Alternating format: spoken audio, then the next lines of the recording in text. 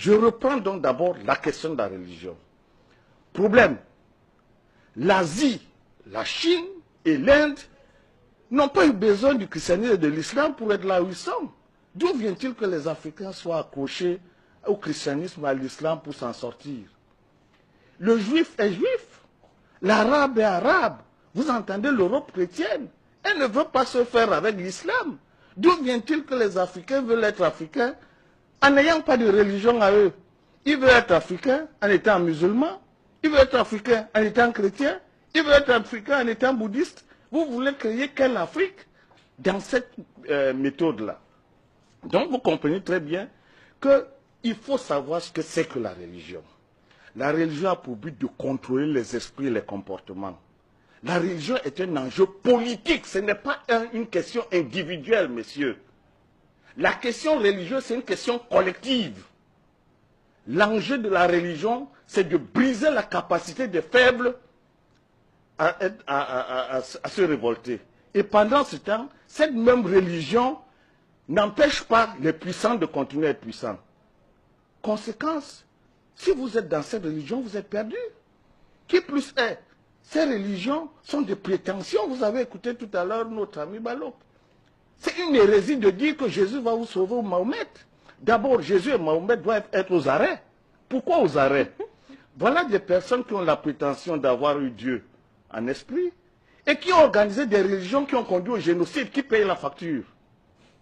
C'est eux ou c'est Dieu qui les a envoyés? Auquel cas, si c'est Dieu, eh bien que Dieu, on va l'interroger. Est-ce que vous avez dit à Jésus et Mahomet de venir déporter 30 millions de Noirs en esclavage?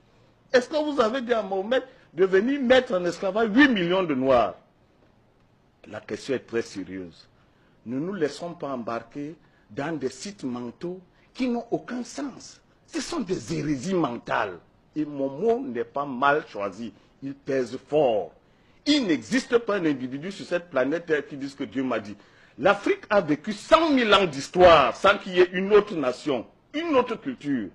Parce que Dieu a mis en homme noir la potentialité absolue de la vérité. Si c'était les Occidentaux, qu'aucune autre nation n'aurait résisté, les aurait exterminés. Conclusion, on ne peut pas prétendre que l'Afrique qui a été la première sur cette planète Terre, qui n'a jamais vu Dieu, et que d'autres personnes viennent dire que Dieu leur parle, Dieu a une bouche, Dieu a la barbe, Dieu ressemble à quoi? Donc, les Africains doivent se ressaisir. La question de Dieu en Afrique, c'est une question scientifique. L'Afrique n'a jamais dit Dieu. L'Afrique dit la science. Et c'est parce qu'elle est émue devant la question scientifique qu'elle donne aux principes scientifiques les noms de Dieu. Quand vous entendez Atum, Mahat, Ra, Horus, ce sont des principes scientifiques. Ceux qui ont l'intention d'en savoir plus doivent le savoir.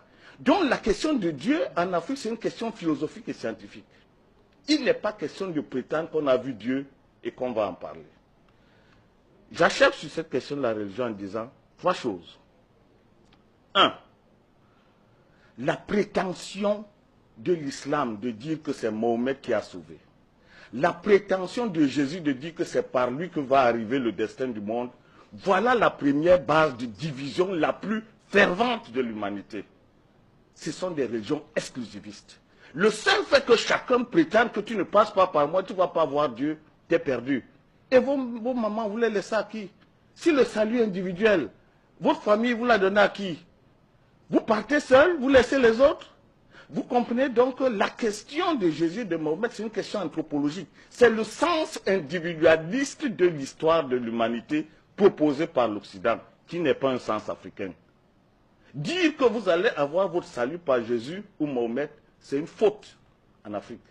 Vous ne pouvez pas laisser votre père et vos cousins. Vous ne pouvez pas. Si vous le faites, vous n'êtes plus africain.